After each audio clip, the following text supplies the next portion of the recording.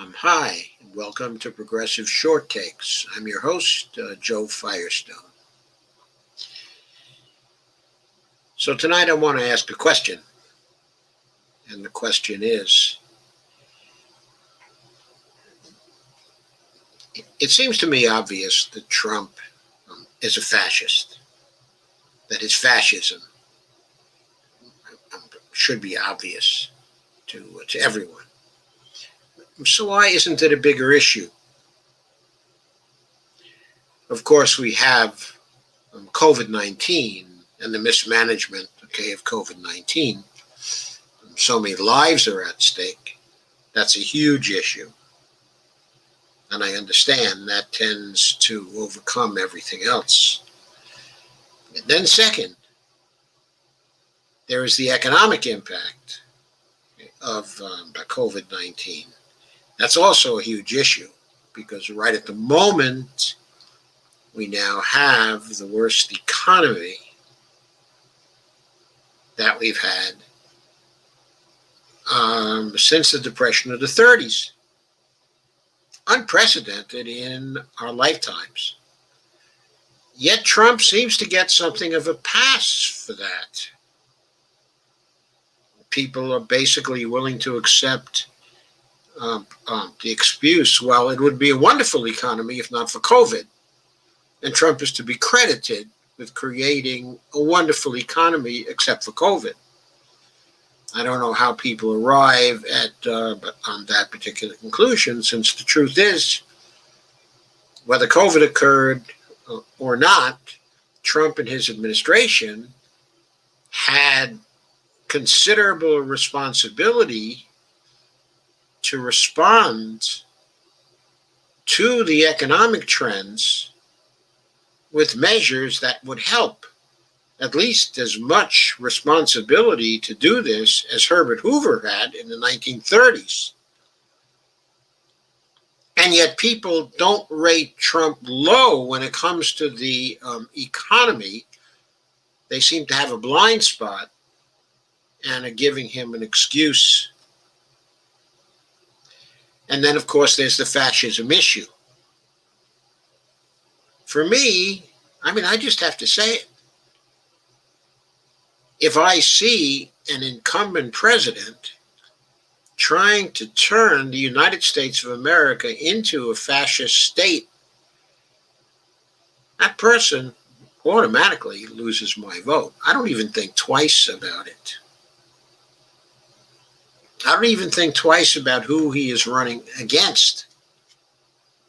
Just the fascism alone would lead me to think that is the end of that particular person. So I have to ask myself, don't people understand what fascism is?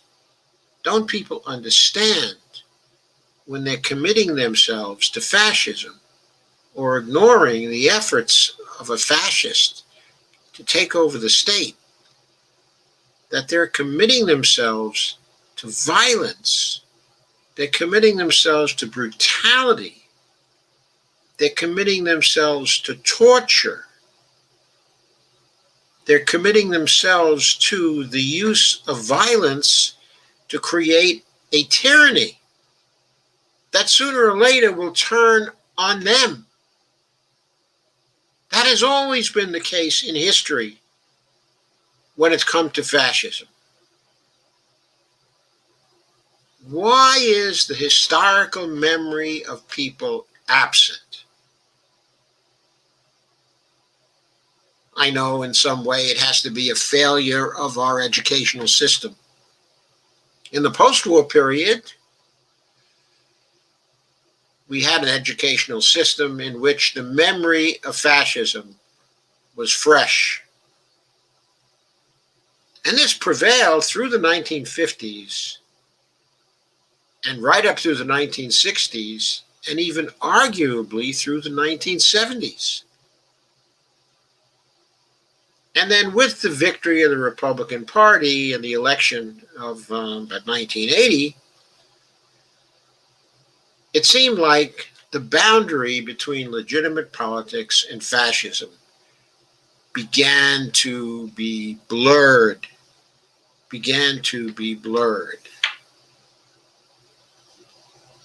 And we've had incidents and regimes since that time which have increasingly used tactics that were the tactics of fascism. For example, the Brooks Brothers riot by the Republicans that led to the takeover of the government in the year 2000, when Al Gore was the legitimate winner of that particular race for the presidency by however few votes. That was a takeover through the use of fascist tactics. It was a riot that caused the Supreme Court of the United States to respond and to take on power it never should have grabbed in that particular situation.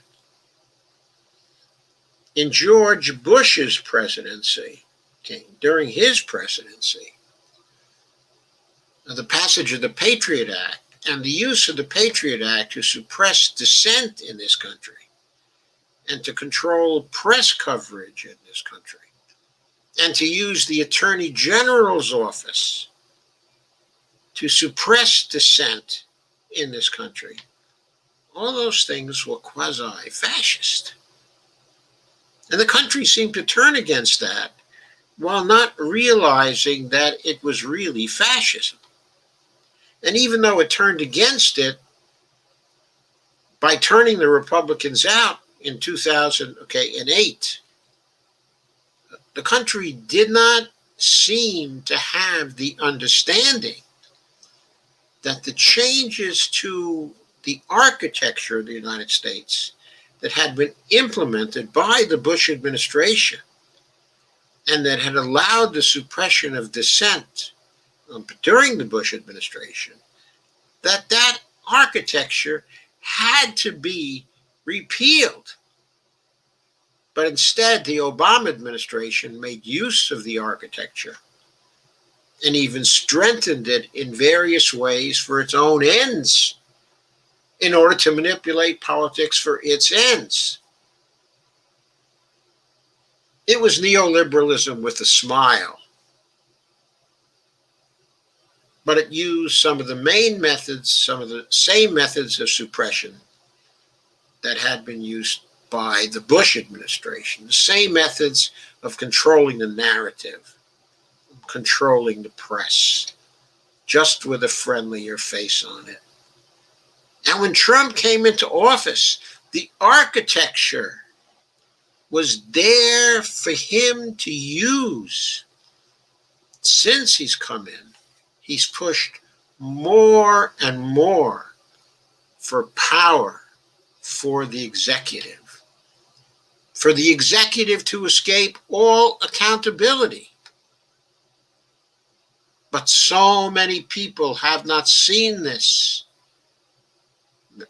as tyranny. Now, granted, many people have. Many people have turned against the administration, but totally. But his approval ratings still remain in the 40s. There's not a wholesale rejection, of fascism. As we approach the current election, Trump may lose in a landslide. But will the realization be there that we have to take apart and reconfigure the architecture he used to so dominate politics in the United States during the time that he was president? I hope we do, because if we don't reform this particular architecture, if we don't use what is likely to be a coming victory over Trump to reconfigure the structure of our government and to build in protections again against an overweening presidency, we are likely in 4 years or 8 years to come back again to a severe threat to our democracy. And this time, we may have a smarter tyrant for us to deal with, and perhaps even a more violent and determined tyrant for us to deal with, that people turn to because they don't get enough satisfaction out of the coming change that they're evidently about to vote in. We have to react strongly, not only when it comes to issues like COVID, not only when it comes to the economy, not only when it comes to the Green New Deal, but also when it comes to the ability of the government to suppress individuals, to repress dissent, to oppress the people. We must get rid of those things in our government that allow that make it possible.